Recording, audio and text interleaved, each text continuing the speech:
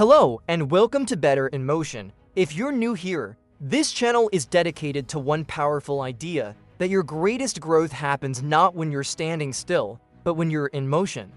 When you're pushing forward, learning, and building a life that feels alive with purpose. And for that, I want to talk about an addiction. Not one that drains you, but one that fuels you. Not one that destroys your life, but one that builds it stronger than you ever thought possible.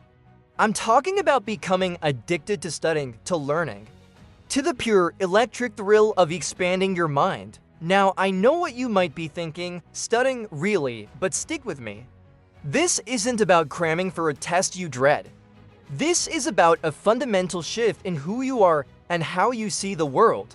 It's about trading the shallow noise of distraction for the profound silence of focus and finding a kind of clarity and confidence that becomes your greatest superpower. This is a journey from feeling empty ... to feeling utterly, powerfully alive. Let's begin. Part 1: The Ache of Emptiness. Have you ever felt a quiet emptiness in the middle of a crowded room? A sense that, for all the noise and motion around you, something essential is missing. This is where our story begins for so many. It's not in a library, not with a textbook open, but in a moment of stillness where the world feels a little bit hollow. You scroll through your phone, you watch other people's curated lives, and you get this nagging feeling that you're falling behind, that you're not enough. This ache, this subtle discontent, is the silent fuel for a transformation so powerful it can redefine your entire life.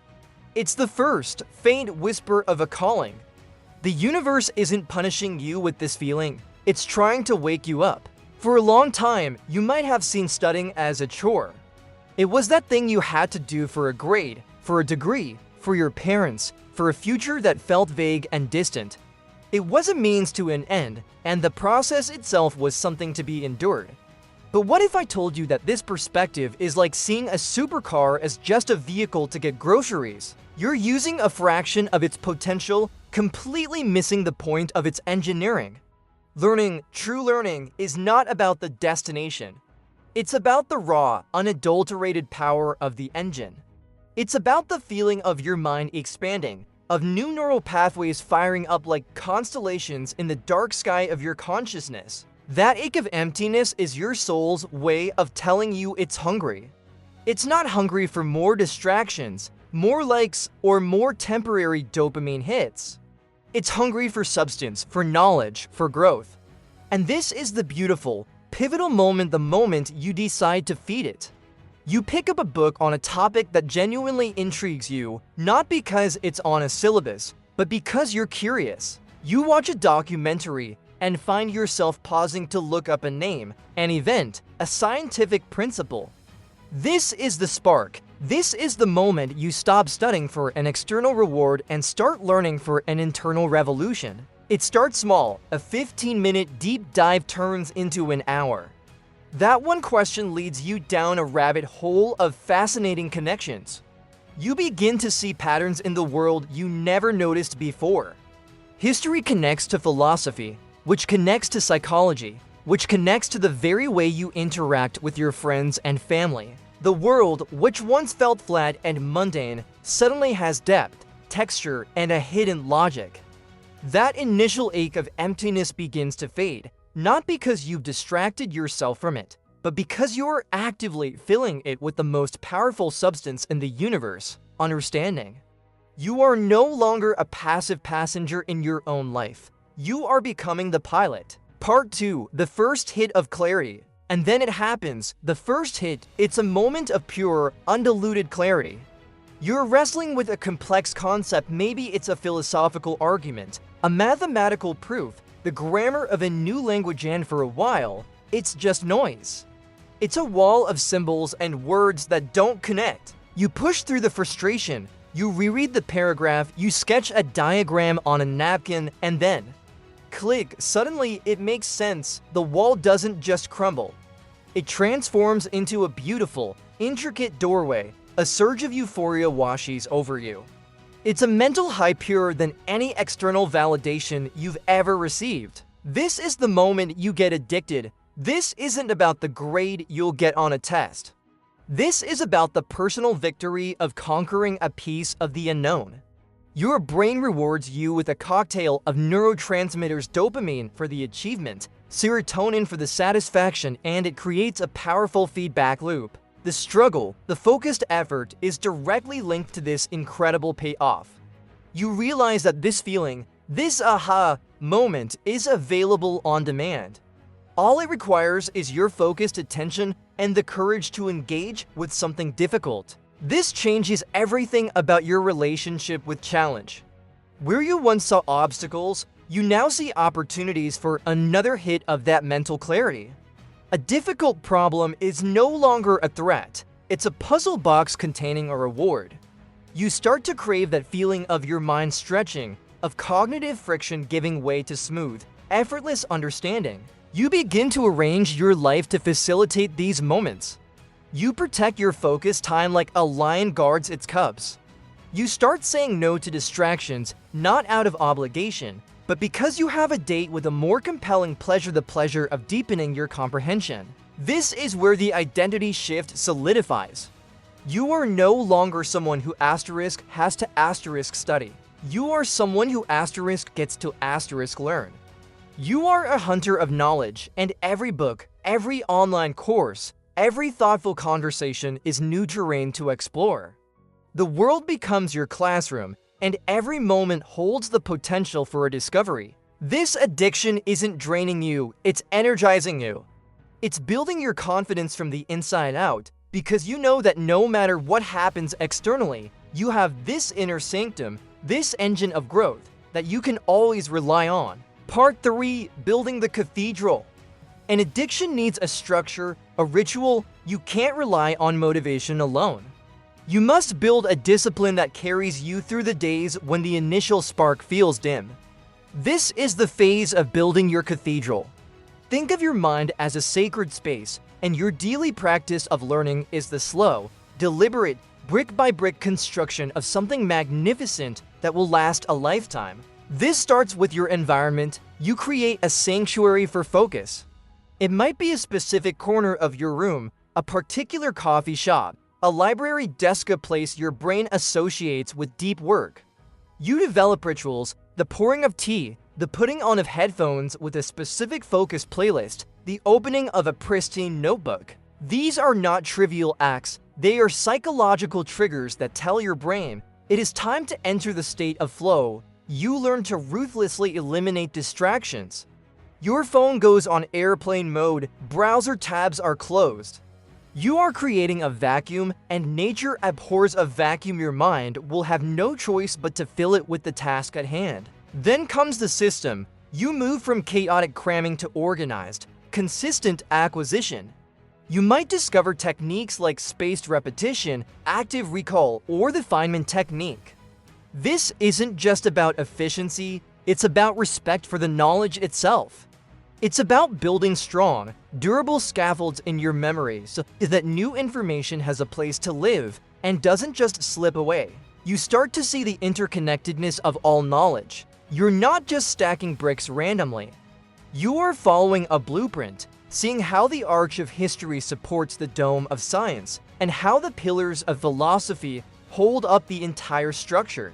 There will be days when the last thing you want to do is lay another brick. The weather is perfect, your friends are going out, and the content feels dry. This is the true test of your addiction. This is where you learn the difference between a fleeting whim and a deep-seated value. You show up for your session anyway, even if it's just for 20 minutes. And almost every time, something magical happens. The resistance melts away, and you find yourself getting pulled back into the flow. You end the session feeling a profound sense of integrity. You kept the promise you made to yourself. And that feeling, the feeling of self-trust, becomes more addictive than any single aha moment. You are building the cathedral of your own competence, and every single brick matters. Part 4. The loneliness of the peak. As you ascend, the air gets thinner and the crowds thin out. The path of true, deep learning is, by its very nature, a solitary one. For long stretches. You will outgrow conversations. You will find that the topics that now set your soul on fire are met with blank stares or polite indifference from people who used to be on the same path. This is the loneliness of the peak, and it's a sign that you're climbing, but it can be profoundly disorienting. Your old habits and your old social circles might start to feel alien. When the highlight of your day was a new level of understanding in quantum mechanics or the nuances of Stoic philosophy, it can be hard to feign excitement over the same old gossip and small talk. It's not that you become arrogant or feel superior. It's that your center of gravity has shifted. Your primary source of fulfillment now comes from a place that others cannot easily access or understand. You are dancing to a rhythm that only you can hear, and that can be a very lonely dance floor.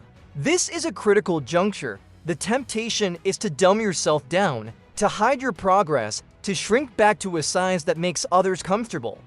Don't. This loneliness is not a punishment. It's a refining fire. It forces you to validate yourself from within. Your worth is no longer tied to the approval of your former peer group. You learn to be your own biggest fan, your own most challenging critic, and your own most compassionate friend.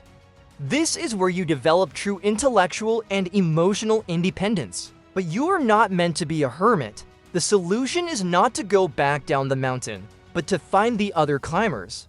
You will find your tribe the scattered, obsessed, brilliant minds who are also addicted to the climb.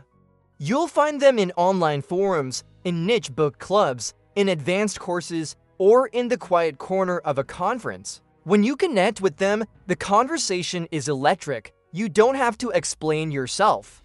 You can speak in shorthand, geek out over details, and challenge each other to climb higher. These connections, though they may be few and far between, are deeper and more meaningful than a sea of superficial acquaintances. The loneliness of the peak is the price of admission to a more rarefied and rewarding community. Part 5: The Unbreakable Mind. So, what is the final result of this addiction? It's not just a collection of facts. It's not a diploma to hang on a wall. It is the forging of an unbreakable mind, when your fundamental source of confidence and joy comes from within, from your ability to grapple with complexity and grow from it. You become resilient in a way that life's circumstances cannot easily shake. Think about the common sources of anxiety and depression in our modern world: a sense of helplessness, a feeling of being out of control, the fear of an uncertain future.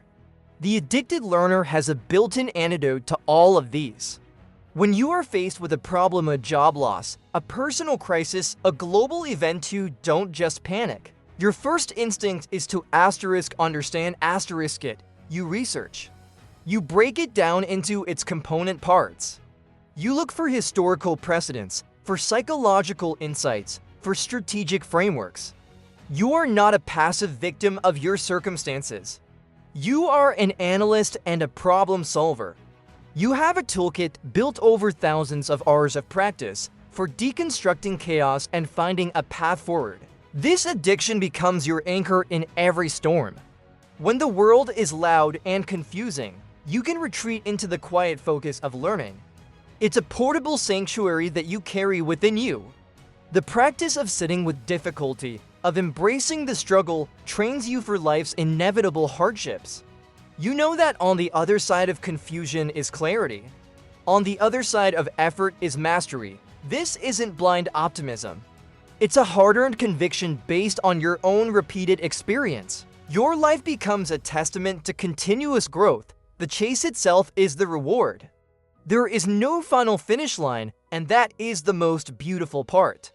There will always be another concept to grasp, another skill to master, another layer of depth to uncover.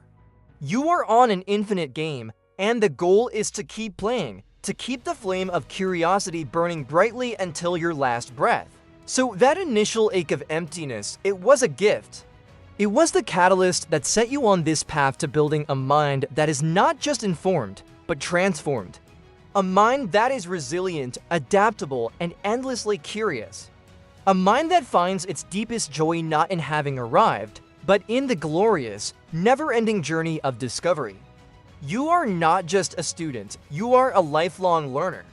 And that is the most powerful addiction you will ever have. Now, go feed it. And that is the ultimate reward of this beautiful addiction. It's not a certificate on your wall.